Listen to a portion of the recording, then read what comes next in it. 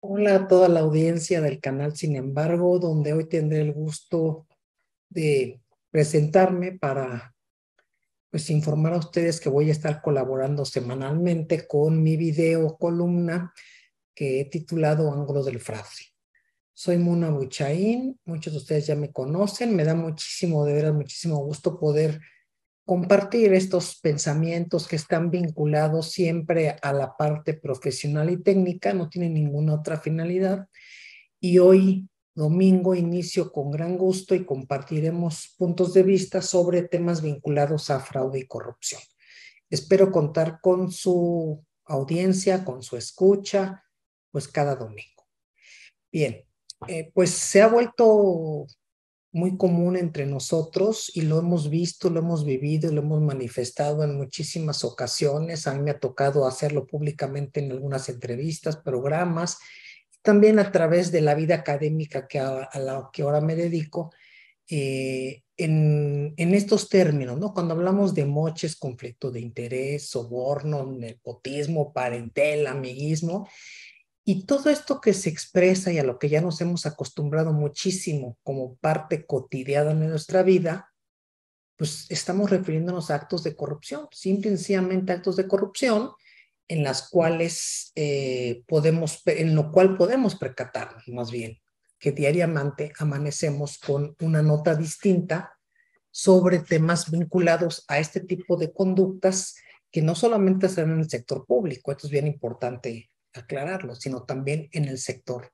privado. O sea, estas notas, estas novedades, los funcionarios que de repente aparecen en primeras planas o en entrevistas, porque ahora ya la mayor parte de estos temas sabemos que a nivel mundial, y lo dicen las estadísticas internacionales, se conocen por denuncias públicas. Las denuncias públicas o denuncias de terceros que sabedores de lo que ocurre en un entorno de corrupción, donde existe fraude, donde les están pidiendo lana, donde, bueno, empiezan a cundirse estas malas prácticas, pues dijéramos que esos factores criminógenos, factores externos, predisponen a una historia de corrupción en estos ámbitos. Ahora bien, si nosotros damos una vuelta en los últimos 3 sexenios, quizás, no sé, 2, 3 sexenios, podemos ver que pareciera que estos temas trascienden sexenio tras sexenio. No importa quién gobierne, no importa qué partido político gane, pero estas personas vuelven a posicionarse y vuelven a posicionarse, y no es nuevo para nosotros, que hemos visto que lo que es la obra pública y las adquisiciones o las licitaciones, y sobre todo las importantes de este país, pues siempre se acompañan del espíritu de la corrupción. Y cuando estamos hablando de estos temas, estimada audiencia, más allá de lo mediático, que es algo que a nosotros no nos incumbe, ¿no? De alguna manera la vida política tendría que estar a cargo de los políticos, pero sí como ciudadanos, como expertos en estos temas, no podemos dejar de ver la cadena de responsabilidades de cada uno de los servidores públicos, pero también de quienes en el sector privado se coluden con ellos para poder llevar a cabo estas acciones. ¿Por qué? Bueno, pues porque saben que todas las investigaciones en este país nunca llegan a un término apropiado, que las investigaciones en la mayoría son a modo, que simple y sencillamente si estamos hablando de un ámbito estatal, cuando estamos hablando de las entidades federativas, los gobernadores, gobernadoras nombran a sus colaboradores, y quienes fiscalizan, quienes auditan, quienes pudieran poner un límite a cualquier acto de exceso, pues son colocados por ellos mismos. Entonces, no hemos visto ni vamos a ver en la historia de nuestros ojos, por lo menos en 20 años, así lo calculo yo, que algún titular de gobierno o dependencia sea señalado por estos actos irregulares en razón de sus funciones. Simple y sencillamente, cuando escuchamos hablar de nepotismo, cuando escuchamos hablar de conflicto de interés, cuando empezamos a escuchar que ya inclusive se vinculan a asesinatos o homicidios, y que ha sucedido en muchos años, en muchísimos. No voy a referirme, y quiero ser muy enfática en esto, a un sexenio en particular, porque no es mi intención. sino que vemos la nota que explota, que sale, y que hay algo bien interesante que yo me pongo a analizar desde este punto de vista técnico. Estos perpetradores o depredadores o ambas cosas, porque finalmente esos son, se van acomodando muy bien y se van acomodando con un gran equipo que trasciende los sexenios, que trasciende los gobiernos y que se colocan con una creatividad propia de estas personas sociópatas, de estas personas defraudadoras, y entonces empiezan a construir sus propios muros, sus paredes y este conjunto de complicidades que les van a llevar a lograr su objetivo, sexenio tras sexenio. ¿Y qué hacemos todos entre los ciudadanos, entre las autoridades que debieran estar a cargo, entre aquellos poderes de los estados, de las entidades en los tres niveles de gobierno, que deberían cada quien hacer lo propio? Pues lo que se hace es darle vuelta. Y el tema no es darle vuelta ni rodear estos actos. El tema es cómo atravesar, romper y derrumbar estas maníacas costumbres que se han vuelto realmente un modus, ya no voy a decir operandi, un modo de vida de todos ellos y de sus familias, que acomodadas de una manera maravillosa, ¿no? Viendo, obteniendo beneficios de los cuales no son acreedores con motivo de su trabajo, pues se volvieron bien cómodos. Y entonces lo relevante aquí es que yo digo, bueno, cuando una persona se ciega a lo malo en sí misma, porque racionaliza de una manera tal que justifica sus actos, pero a la vez se siente protegido por la impunidad y por el sistema que no solamente cobija esas conductas, sino que las aplaude desde una esquina mientras los otros sufren y padecen. No importa cuándo estemos hablando, si estamos hablando en enero, en diciembre, en noviembre, el año pasado, el traspasado, va a ser siempre lo mismo. O sea, la mayoría en este país hemos vivido, hemos padecido, hemos sufrido, y es increíble de una manera drástica la corrupción en nuestros entornos familiares, en la vida propia, víctimas de fraudes en bancos, no hay límite a ello, los robos, en fin, todo esto que nos ha agobiado y que cada vez lo vemos de una manera más cercana, nos genera un agobio, nos genera una apuración, pero que también se confronta, voy a decirlo, con nuestras cotidianidades y necesidades diarias de vida.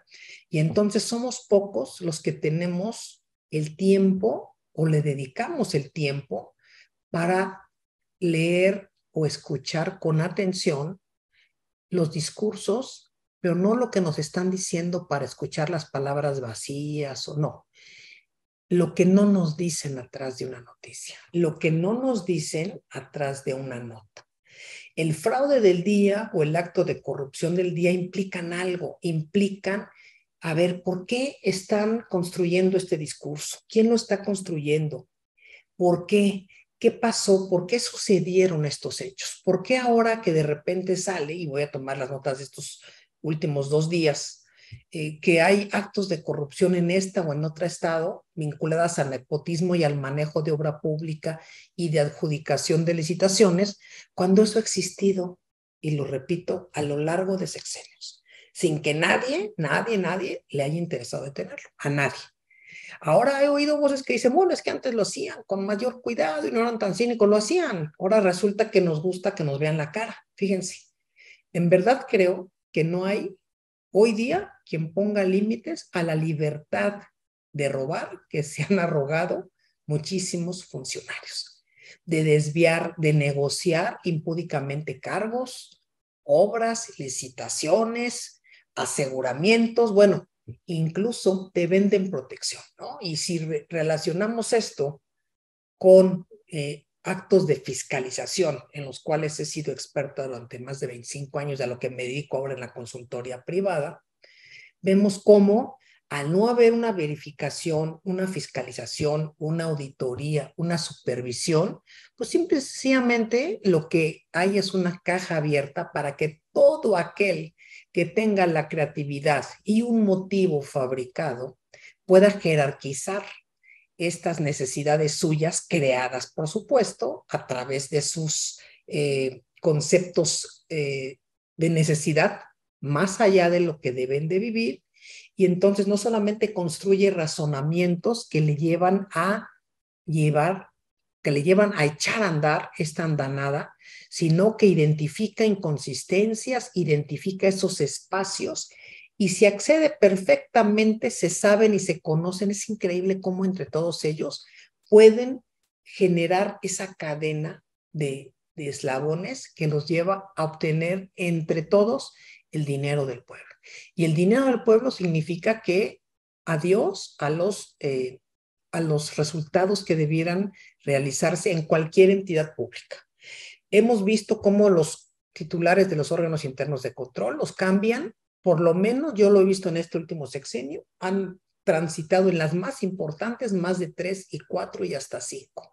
Independientemente de lo que establece la Ley General de Responsabilidades Administrativas, en la obligación que tienen de un desempeño imparcial, objetivo, de ser respetuosos, de dejar de un lado los intereses personales y familiares, el conflicto de interés se antepone, por supuesto, a su deber profesional. Pero esa condición ya se les hace común y corriente. Y entonces, el tema que nosotros a lo mejor deberíamos de preguntarnos es, ¿qué debemos de hacer? No solamente para pasar ya del discurso, de la queja, de la lectura. ¿Qué otra cosa nos corresponde hacer? Yo creo que como ciudadanos denunciar es parte importante, pero también debemos sentir la confianza necesaria y contar con los canales que nos permitan llevar a cabo esas acciones sin sentir que estamos en riesgo. Pero la otra parte es de qué sirve hacer eso si al efectuarlo la desincentivación nuestra es mayor, porque no pasa nada. Entonces, cada vez que abramos un periódico, cada vez que escuchemos en el radio, en las noticias, a cualquier funcionario en una entrega-recepción diciendo que ahora sí se acabó la corrupción, que el que se fue se llevó todo, que van a hacer auditorías, que van a ver qué sucedió, están diciendo atrás que tienen despachos para sostener que van a hacer auditorías y tener un negocio de entrada.